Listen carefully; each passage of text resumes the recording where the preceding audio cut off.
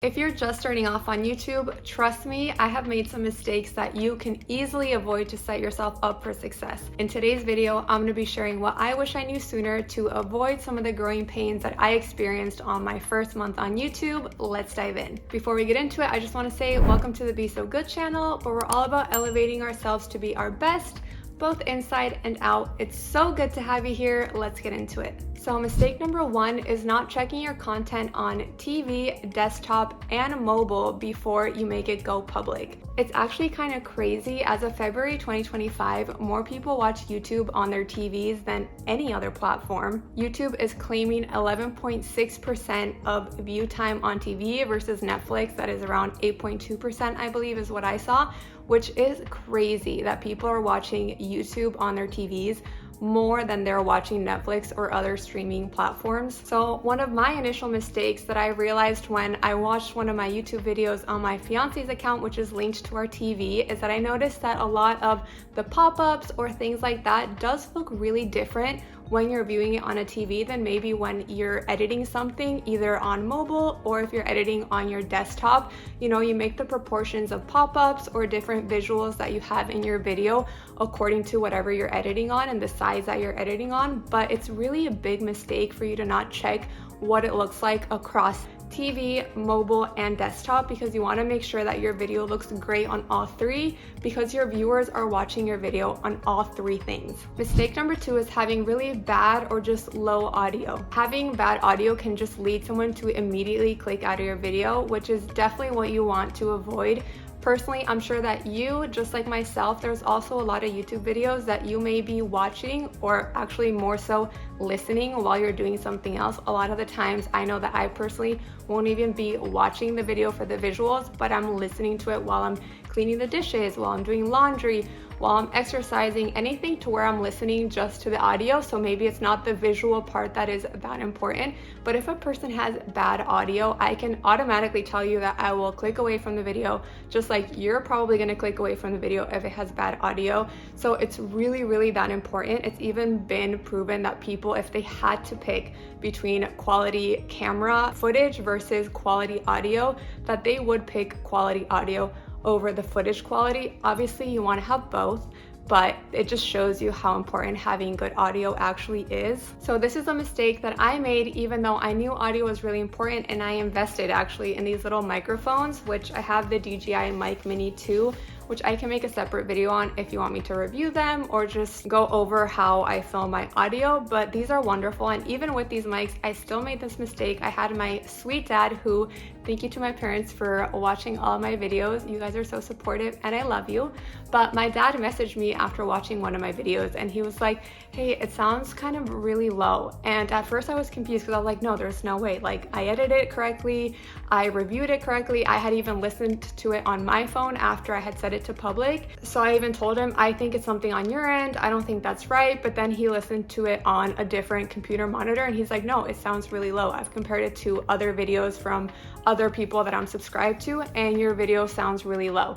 So then what I did is I actually was listening to my videos on my headphones through the editing process, through the checking it before I went public, through then viewing it when it did go public. I was doing it all through headphones, and that was a big mistake. You really want to be able to make sure that you listen to your videos with headphones on and also without headphones on, because a lot of the times it does sound different, and you want to make sure that your video sounds good on both headphones and without headphones, and that the audio volume is set correctly, because it could feel like it's really loud on the headphones, and then as soon as you unplug your headphones, you realize that the volume is actually really low on a desktop computer, and that is not ideal, because if someone is watching it on the TV or on the desktop and the audio is really low for them, they might click out of your video. So I really recommend, if you were to invest in anything, to invest in a microphone. It doesn't have to be the DJI Mic Mini 2. These are a little bit more on the pricey side, but I do think that they are so practical. I personally film on my iPhone 12, so this is your sign that you don't need the fanciest camera camera to just start your channel.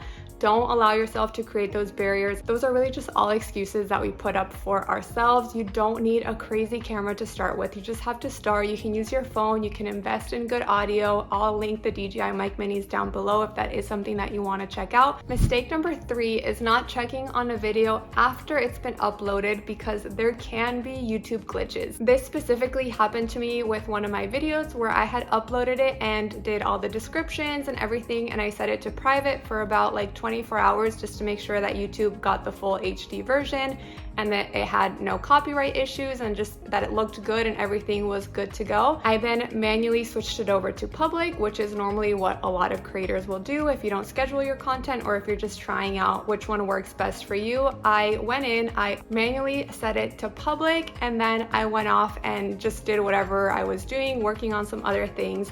And then I revisited the video like 30 minutes later, only to realize that it actually was populating on the YouTube homepage. It was showing up on my actual, BeSoGuud page as like a live video, as a public video.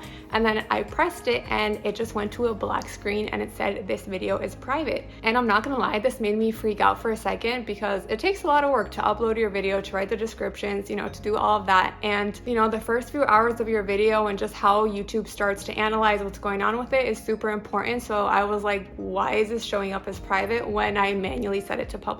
I went into my YouTube studio, I checked, and on my YouTube studio it was showing that it was set to public, but then when I would go in and click into the video, it would say this video is private. So this means that anybody that was seeing this video on their Explore page, or if it was a subscriber that was watching it, they could see the thumbnail, they could see the title, but then as soon as they would click the video, they would just get a blank page that said this video is private, and that is not good. You're also gonna lose engagement because there's just no video there. The person doesn't have anything to watch, and that is not what you want to happen. So I got on Google, I started researching if this was like a normal thing, if it was a glitch, and as always, you hear a million different things. So I was like, okay, let me calm down. It's not a big deal, Carla. You have like freaking 30 subscribers at this point. Like, it doesn't matter, you'll figure it out, and it's probably just a YouTube glitch. So I decided to just calm down, give myself 30 minutes to an hour and check back in on it, and lo and behold, an hour later it was doing the same exact thing. So then I was like, okay, this is not working, this is gonna mess up the algorithm on the video. So I went in, I set it back again to private just so that I wouldn't delete it just yet, but that it wasn't visible anymore.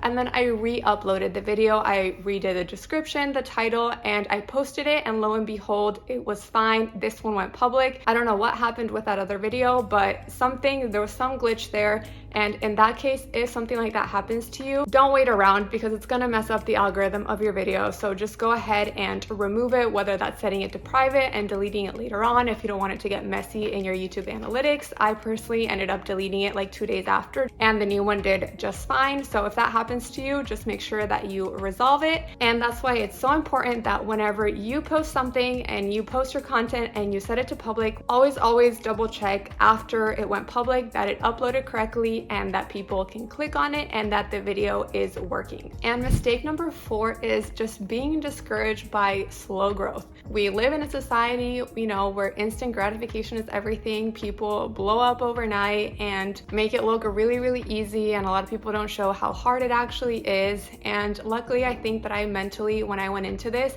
I really prepared myself to try to just enjoy the journey.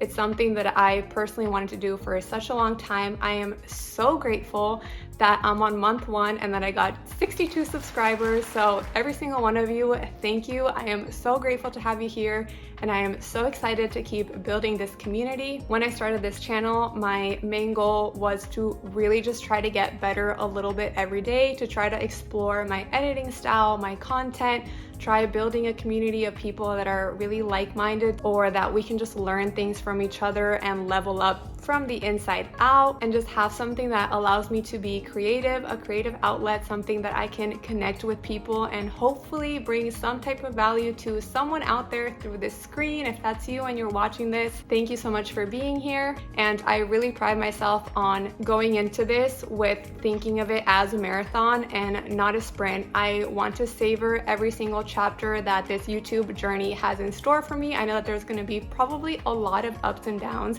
I've already experienced some ups and downs and it's only been month 1. So if you're someone watching this that is getting discouraged by growing really slowly, try to shift your mindset into not wanting just to grow and to just really appreciate the process. I think you learned so much from yourself by creating content.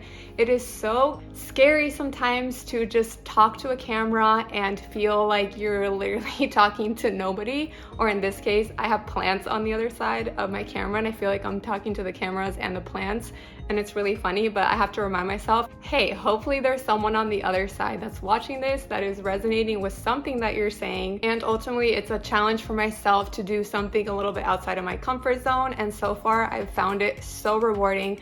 I've already learned so much in just 1 month of being on YouTube, and I can't wait to get better. And ultimately, it's so cliche, but it really is about starting with your why. If you've ever read or definitely probably heard about the book from Simon Sinek, really ask yourself, why are you doing this? If you're doing this for just quick growth and a money grab, let me tell you, YouTube is not that for 99.9% of people that, try to start a channel. It's super hard, especially at the beginning when you have basically no audience, and like I said, you're talking to nobody on the other side, it feels like sometimes.